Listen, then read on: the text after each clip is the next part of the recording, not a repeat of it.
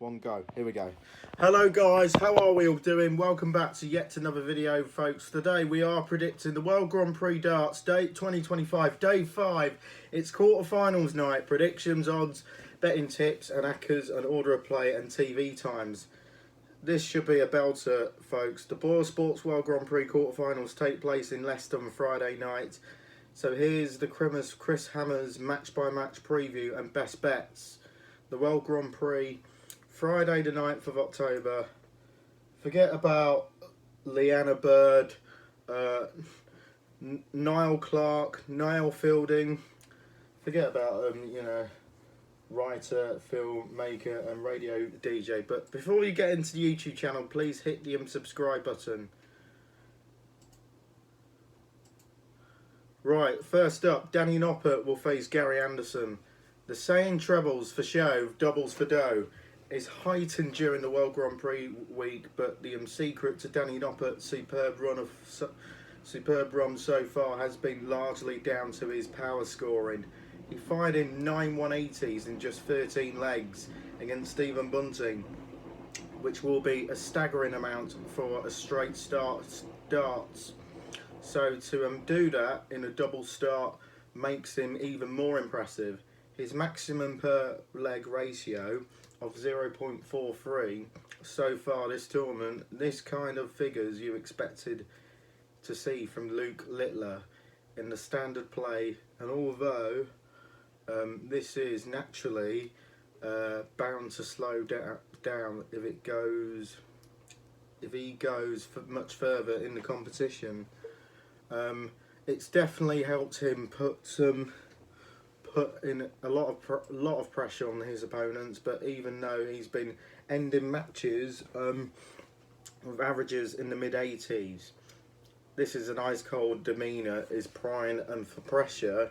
Darts like the World Grand Prix, and the confidence he's building stand him in good stead to launch a run, his second major final in the PDC ranks. Gary Anderson was pretty much given a free ride into the quarterfinals due to Joe Cullum's unfortunate performance on Tuesday night, in which he only averaged 68. He'll no doubt be ready for much stiffer challenge against the former UK Open champion. John Part may have tipped the Flying Scotsman for the title, but I do feel Noppy is a prime candidate to derail him. The last time John Part backed me, I won the Worlds. Gary Anderson is still aiming for more trophies after making the quarterfinals at the World Grand Prix. Let's hear from him. Into yet another major quarter-final, another year of being through to the last eight at a major. How much you relishing this opportunity now, first quarter-final here in 5 years? Yeah, well, It was. so it was first the last thing we've done that, but yeah, listen, it's getting harder and harder for me. Saving Peter Wright and the lads, but we still try, we ain't gonna give up. Well, you still make it look so easy at times. Let's see,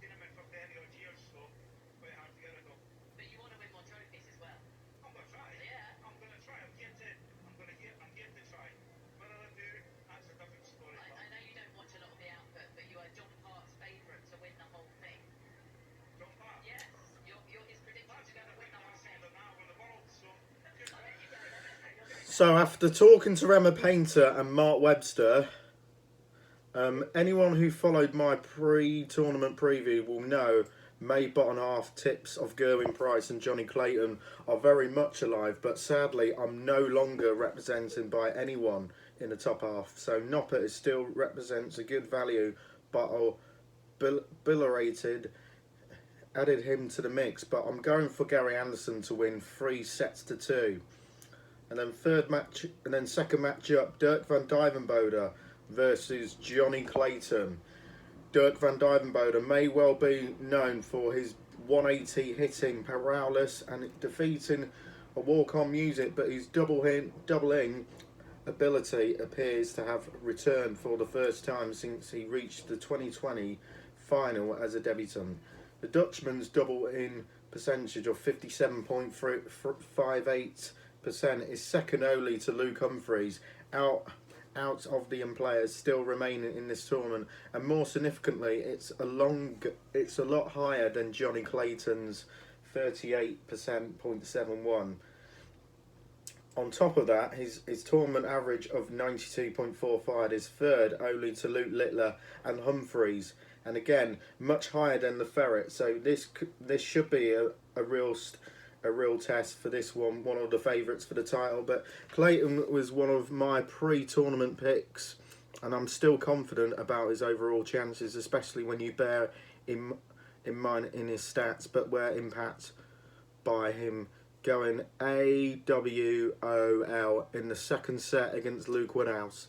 He's been critical on his own performances so far, but he did that in the earlier rounds at the World Match Play before storming past Stephen Bunting 16-7 in the quarterfinals, then playing an equal part in a thrilling semi-final with James Wade.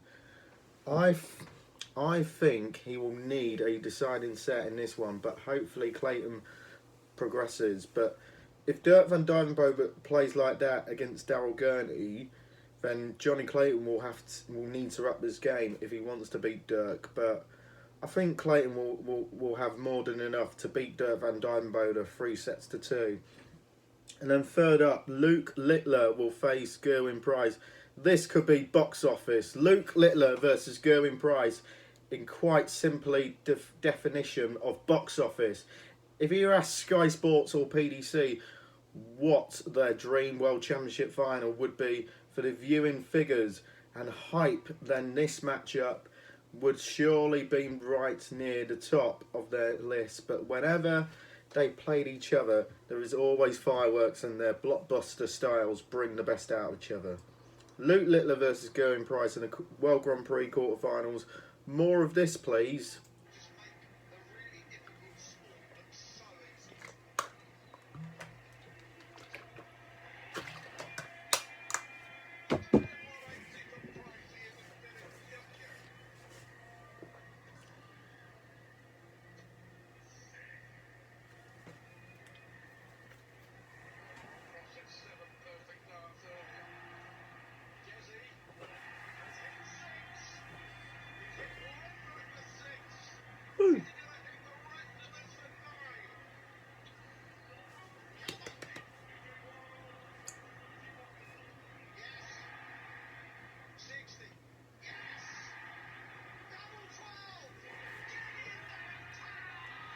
Oh, you beauty!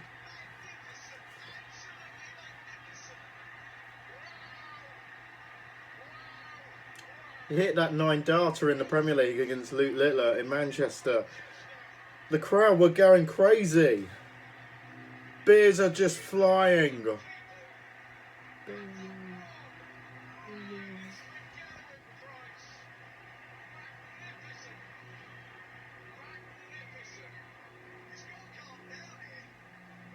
Yeah, he's got to calm down.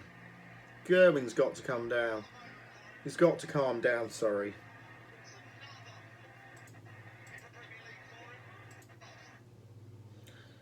In their 16 previous meetings, Littler has won 9 of them compared to Price's 7, while it's close as 86-83 in legs 1, but their last clash imposed their rivalry, and the Nuke winning 11-10 in the semi-finals of the World Series finals. In both players averaging around 100 mark, and almost equally sharing the 19 maximums, and the world champion has incredibly posted 100 plus averages in 11 those matches, although the Iceman boasted the highest of 115 in the World Series clash back in January. You might also been interested to learn that although Littler is a prolific 180 hitter on the planet, he's only leads 67 to 61 maximums to hit matches between them. Luke Littler will play Gerwyn Price in the World Grand Prix quarterfinals if their head-to-head record is anything anything to go by, we are in for a treat. Gerwyn Prix.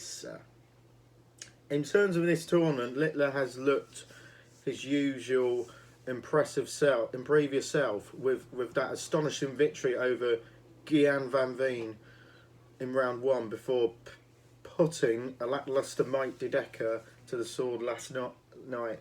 Despite a nervy opening couple of sets against Ryan Searle in round 1, Price brushed aside highly fancied Josh Rock for lost just one leg after seemingly discovering a new formula starting on double 13. Gerwyn Price's explained of why he started on double 13 was a lot simpler than anyone thought, but why he hasn't it a cure to him before.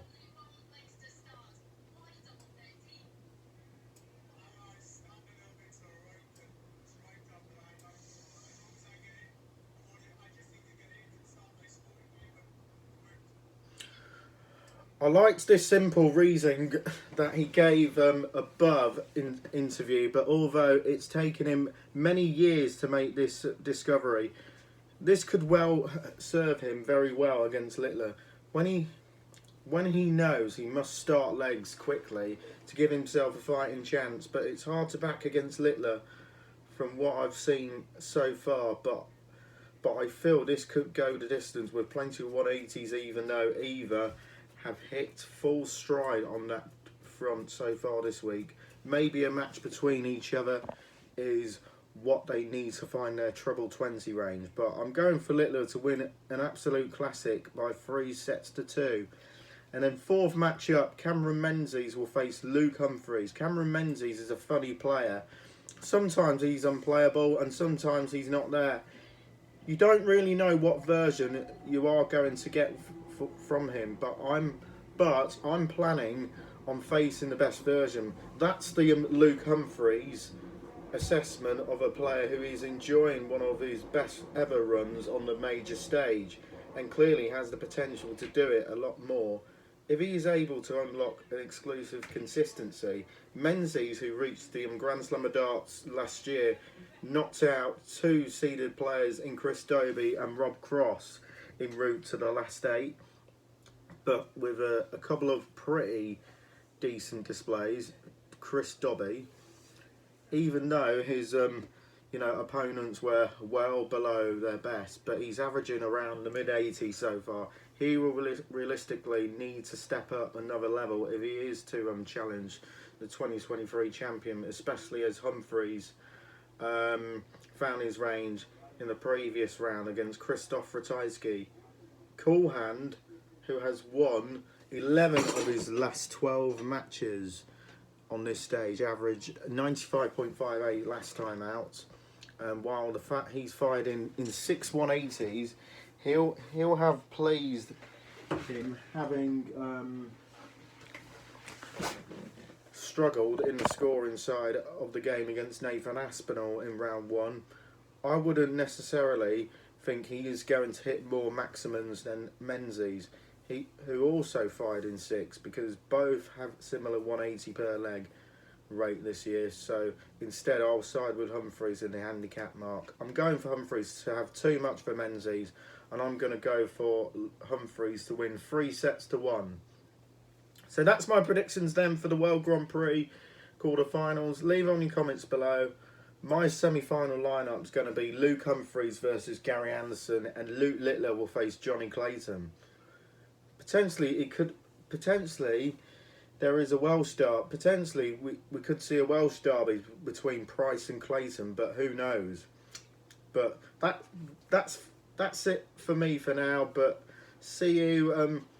Have a great evening, and I'll see you in the next one. Bye. Peace out.